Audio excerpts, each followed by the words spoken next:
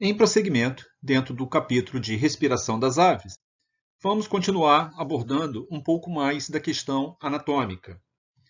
Inicialmente, lembrando que o esqueleto ósseo das aves tem uma conformação mais apropriada para o voo. Nós vamos encontrar, ossos longos, com capacidade então de serem distendidos durante o movimento do voo, diminuindo a resistência então em relação ao ar, e uma cabeça, dotada de um bico que igualmente facilita uma melhor aerodinâmica. Além disso, vimos também que, como uma forma de adaptar esse animal para o voo, tanto os ossos chatos quanto os ossos longos são do tipo esponjosos. Além disso, vimos também que existe uma alteração nessa região do externo do animal, aonde vai servir como inserção de uma grande massa muscular. Essa massa muscular vai ser o suficiente para sustentar as asas e manter esse animal em voo. Por conta disso, o pulmão acaba ficando dentro, então, entre o próximo a essa massa muscular, sem a capacidade de expansão. Também é interessante chamar a atenção de que o músculo diafragma, que é importante para os mamíferos, ele é inexistente nas aves. Portanto, não há uma separação entre a cavidade torácica e a cavidade abdominal, tal como ocorre nos mamíferos. Além disso, a traqueia que permite a entrada do ar, ela segue e, antes de chegar até o brônquio, há uma dilatação. Essa dilatação é chamada de siringe. E essa siringe é o órgão fonador da ave, o que permite, então, o canto. Esse órgão fonador, presente então nas aves que cantam, nas aves canoras, está localizado na porção inferior da traqueia, antes da ramificação dos brônquios e constituído por uma série de membranas que vibram, semelhante às cordas vocais de mamíferos. Com isso, é possível que o animal, então, emita sons bastante característicos. Ao vivo e a cores, esse atlas de anatomia aviária mostra a traqueia e uma dilatação existente, então, antes da bifurcação do brônquio. Nesse caso aqui, é a siringe de um pato adulto e, nesse caso aqui, mostrando também a siringe de um pato adulto.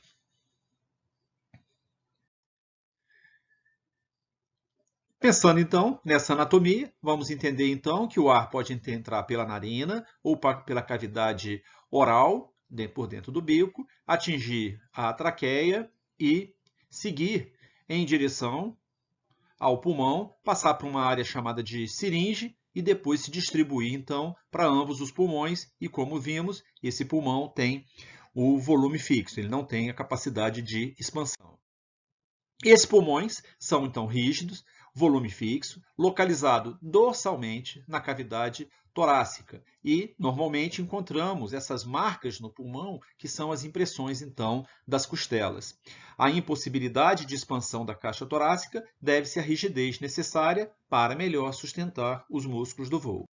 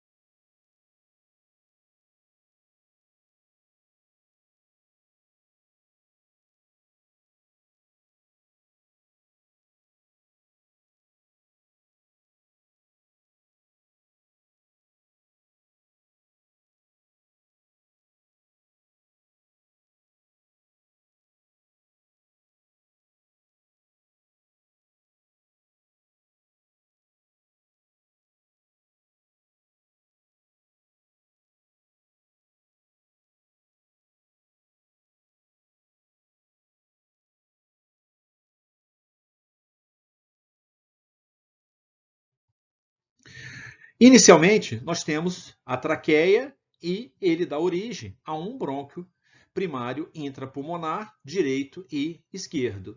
Uma parte do brônquio primário intrapulmonar ela é externa ao pulmão e a outra parte interna ao pulmão. Vamos observar, então, isso a cada lado. Então, cada pulmão dispõe de um brônquio primário intrapulmonar.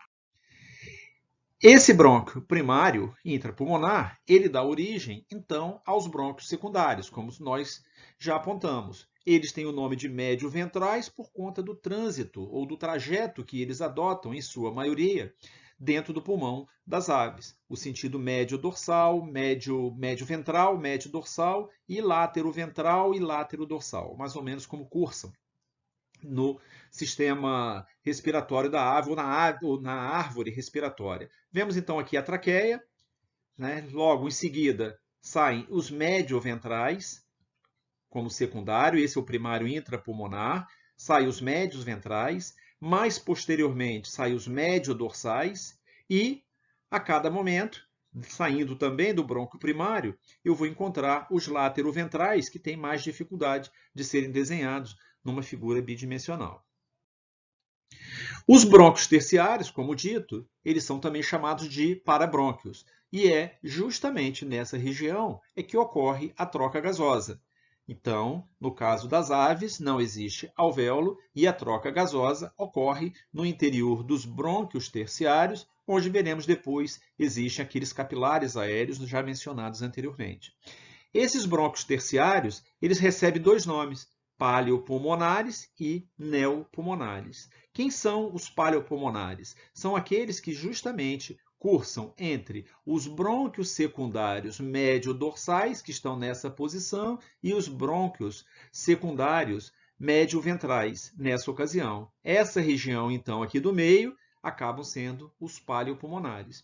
E os neopulmonares, onde eu encontro? Eles cursam dos brônquios secundários médio-dorsais, também dos láteroventrais e láterodorsais, além do primário intrapulmonar, e eles vão para dentro dos sacos aéreos localizados na parte posterior do animal. Numa outra imagem, a gente terá condição de entender melhor essa estrutura, né, de brônquios primários, secundários e esses terciários capazes de fazer a troca gasosa. Os neopulmonares, por acaso, não são encontrados nos pinguins e nas emas. Os parabrônquios, então, paleopulmonares e neopulmonares, eles vão dispor de uma estrutura já histológica, aonde são apontados a existência de átrios, então verdadeiras lojas dentro da área, né, onde o ar passa dentro do parabrônquio, então várias lojas, várias áreas.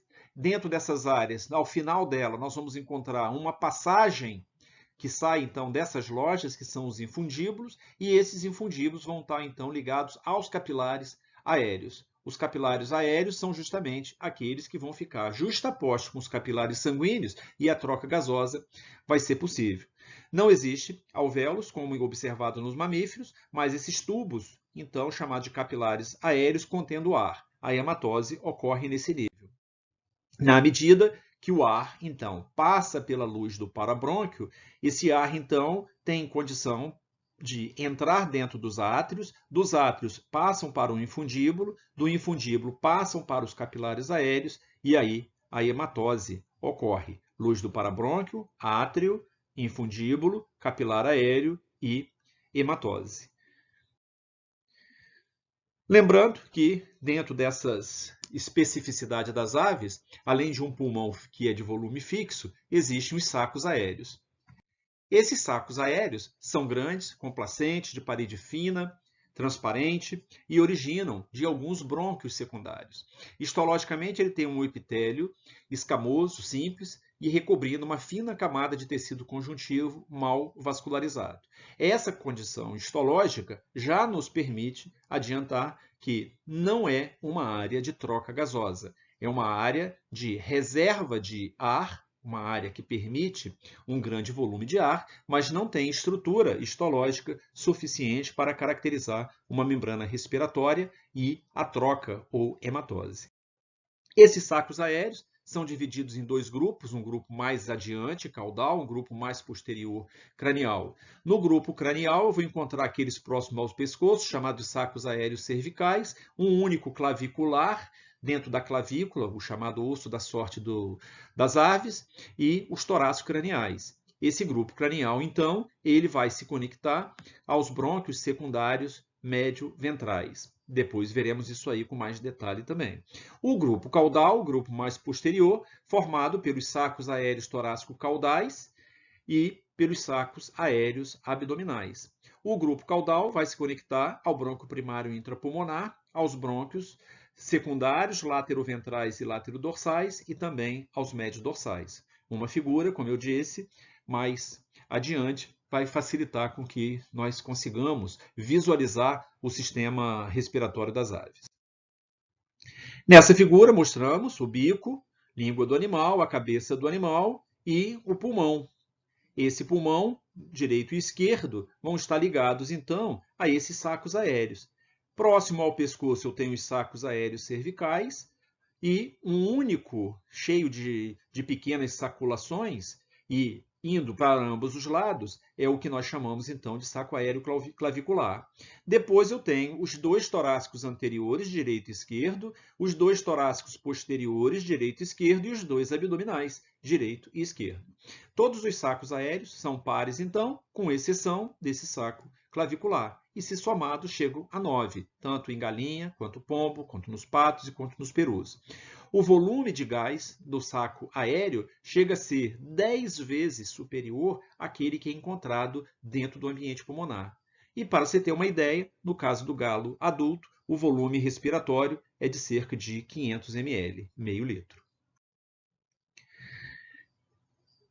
Para localizar esses sacos aéreos, vamos imaginar a traqueia, a entrada da traqueia, e os sacos aéreos cervicais, então, bem próximo ao pescoço da ave, o saco clavicular indo para ambos os lados, próximo, então, a esse osso da clavícula, como dito, chamado de osso da sorte.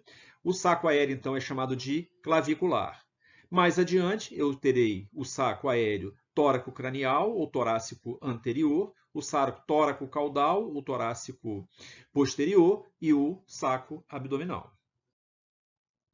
Nessa imagem, mais uma vez, a traqueia, a dilatação chamada de seringe e uma saída para um dos pulmões. Desse lado, o ar, então, mostrando pela seta, um brônquio primário intrapulmonar. Esse brônquio primário intrapulmonar, ele tanto tem acesso pelos que ele chama de ventrobroncos, mas são os médio-ventrais. Esses são os médio-dorsais, também chamado de dorsobrônquios, e os sacos aéreos abdominal, o saco torácico caudal. Nós vamos observar depois numa outra imagem, né, que o ar ele tem a capacidade de passar nessa região dos parabrônquios paraPulmonares apenas em uma direção. E isso só vai ser possível se nós transformarmos essa figura em uma mais simplificada. Vamos tentar, por meio dessa figura, entender exatamente onde estão essas estruturas que nós nos referimos anteriormente. Aqui, identificados, então, os sacos aéreos craniais, resumidos, então, em apenas um saco, no entanto, sabendo que são vários sacos craniais e vários sacos caudais, tudo reunido em uma única estrutura, anterior e posterior. O ar que entra a partir da traqueia, lembra que ele se continua por meio de um brônquio primário intrapulmonar. Então, temos aqui desenhado o brônquio primário intrapulmonar indo em direção aos sacos aéreos caudais. Além disso, vamos trazer para essa figura também os brônquios secundários. E os brônquios secundários são os médio-ventrais, os médio-dorsais, os lateroventrais e laterodorsais.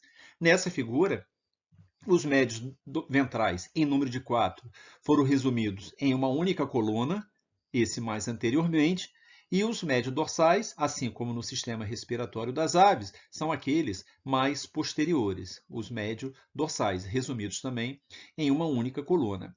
Do brônquio primário, brônquios primários, se considerar os dois pulmões, de cada brônquio primário, então, a cada lado, em cada pulmão, nós vamos ter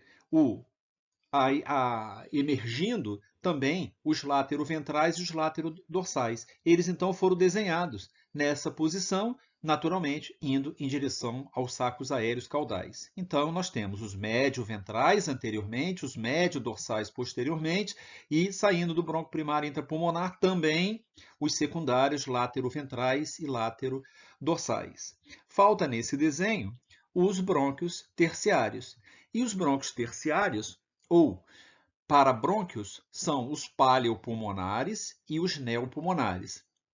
Onde eu encontro os neopulmonares?